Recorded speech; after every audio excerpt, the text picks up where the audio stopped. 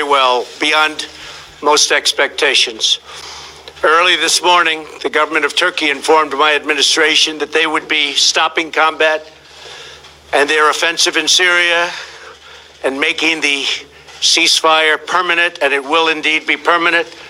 However, you would also define the word permanent in that part of the world as somewhat questionable. We all understand that, but I do believe it will be permanent. I've therefore instructed the Secretary of the Treasury to lift all sanctions imposed on October 14th in response to Turkey's original offensive moves against the Kurds in Syria's northeast border region. So the sanctions will be lifted unless something happens that we're not happy with. This was an outcome created by us, the United States, and nobody else, no other nation. Very simple. And we're willing to take blame, and we're also willing to take credit. This is something they've been trying to do for many, many decades. Since then, others have come out to help, and we welcome them to do so. Other countries have stepped forward. They want to help, and we think that's great. The nations in the region must ultimately take on the responsibility of helping Turkey and Syria police their border. We want other nations to get involved. We've secured the oil, and therefore a small number of U.S. troops will remain in the area where they have the oil. And we're going to be protecting it, and we'll be deciding what we're going to do with it in the future. In any event, by the moves that we've made, we are achieving a much more peaceful and stable area between Turkey and Syria, including a 20-mile wide safe zone. An interesting term, safe zone. That's the term we're using. Hopefully, that zone will become safe. Thousands and thousands of people have been killed in that zone over the years. But it's been sought for many, many decades, and I think we have something that's going to be strong and hold up. Turkey, Syria, and all forms of the Kurds have been fighting for centuries. We have done them a great service, and we've done a great job for all of them. And now we're getting out. A long time. We were supposed to be there for 30 days. That was almost 10 years ago. So we're there for 30 days, and now we're leaving. It was supposed to be a very quick hit, and let's get out. And it was a quick hit, except they stayed for almost 10 years. Let someone else fight over this long, blood-stained sand. I want to thank Vice President Pence and Secretary of State Pompeo for leading the American delegation so successfully to Turkey several days ago, along with National Security Advisor O'Brien. I want to thank them very much. The American delegation negotiated the original 5-day ceasefire that ended Kurdish fighters to safely leave. It just got them to a point where, frankly, it enabled them to get out, to go, and move really just a few miles in a slightly different direction. So this enabled them to do so. Countless lives are now being saved as a result of our negotiation with Turkey, an outcome reached without spilling one drop of American blood. No injuries, nobody shot, nobody killed. I have just spoken to General Mazlum, a wonderful man, the commander-in-chief of the SDF Kurds, and he was extremely thankful for what the United States has done. Could not have been more thankful. General Mazlum has assured me that ISIS is under very, very strict lock and key, and the detention facilities are being strongly maintained. There were a few that got out, a small number, relatively speaking, and they've been largely recaptured. I'm also sure that he will be issuing his own statement very shortly. We had a great talk, but we've saved the lives of many, many Kurds. He understands that. The war was going to be vicious and probably not very long. And I'm very happy to have been involved in it, as are our Vice President, our Secretary of State, and all of the other people on our team. By getting that ceasefire to stick, we've done something that's very, very special. But by getting the ceasefire after a tremendous amount of really tough war for a very short period of days, that is something very special. Our troops are safe, and the pain and suffering of the three-day fight that occurred was directly responsible for our ability to make an agreement with Turkey and the Kurds that could never have been made without this short-term outburst. Should Turkey fail to honor its obligations, including the protection of religious and ethnic minorities, which I truly believe they will do, we reserve the right to reimpose crippling sanctions, including substantially increased tariffs on steel and all other products coming out of Turkey. We are now an economic powerhouse like never before, and very importantly, like no other. Our economic might is stronger than it's ever been, and our competitors are not doing very well. We also expect Turkey to abide by its commitment regarding ISIS as a backup to the Kurds, watching over them. Should something happen, Turkey is there to grab them. Further, we implore European countries to come and take those fighters that the U.S. captured and bring them back to their countries for incarceration and for trial. Until just recently, Europe has been very unresponsive in doing what they should have been doing for a long time.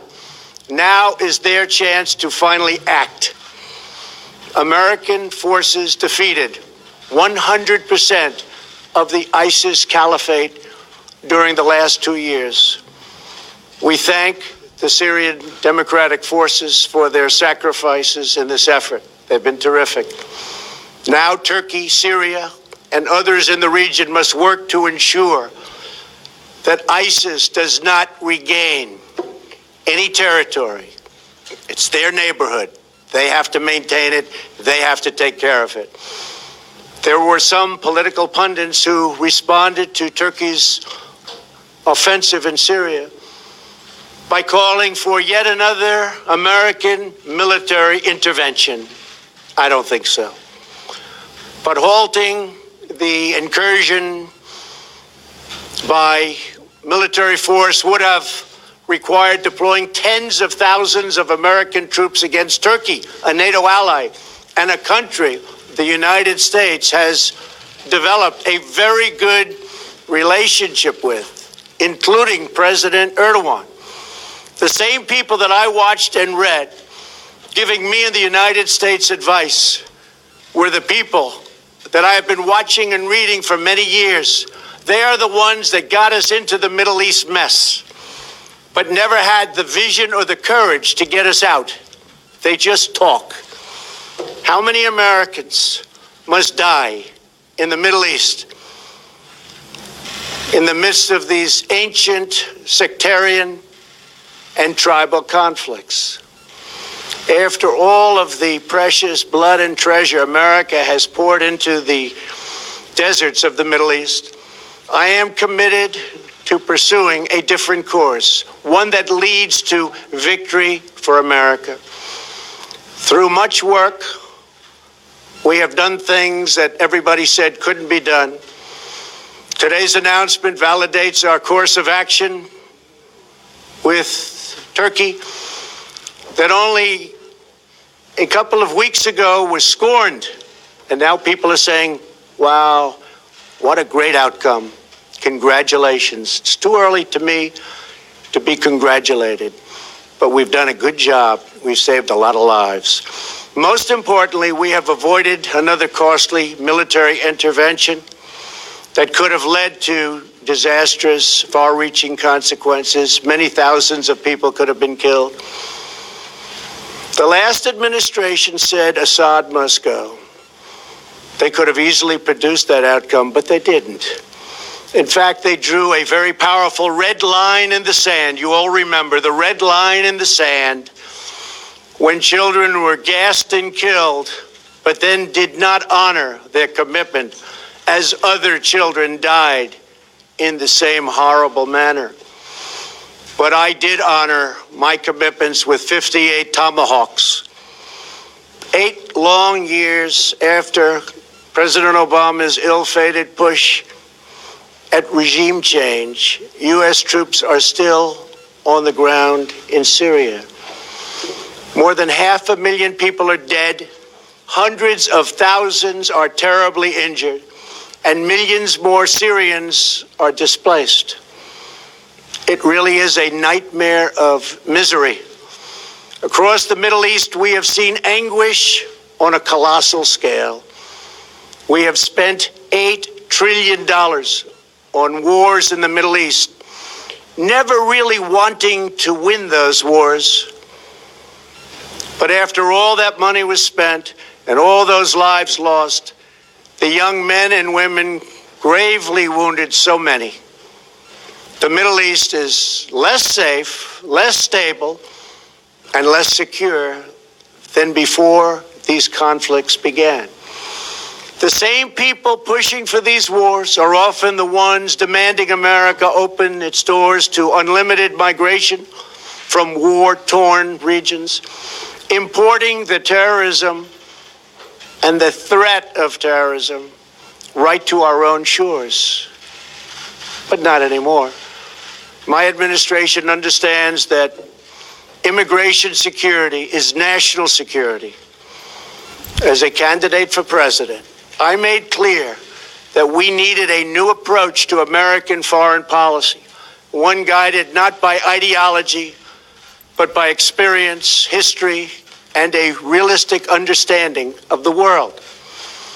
We are building up America's military might like never before, investing $2.5 trillion since my election. But we will not be depleted. We will not happen again. It will not be allowed to happen again, where our military is depleted, fighting in areas of the world where we shouldn't be. When we commit American troops to battle, we must do so only when a vital national interest is at stake. And when we have a clear objective, a plan for victory, and a path out of conflict, that's what we have to have. We need a plan of victory. We will only win. Our whole basis has to be the right plan, and then we will only win. Nobody can beat us. Nobody can beat us. I want to again thank everyone on the American team who helped achieve the ceasefire in Syria, saved so many lives, along with President Erdogan of Turkey, a man I've gotten to know very well, and a man who loves his country. And in his mind, he's doing the right thing for his country. And we may be meeting in the very near future. I also want to thank General Mazloum for his understanding and for his great strength and for his incredible words today to me, but me just as a representative of the United States, because he knows that we saved tens of thousands of Kurds. And we're not talking in the long term, we're talking in the short term. We're talking something that was going on immediately and something, frankly, that was planned for a long time. The job of our military is not to police the world. Other nations must step up and do their fair share. That hasn't taken place. Today's breakthrough is a critical step in that direction. Thank you all very much, and God bless America. Thank you. Thank you.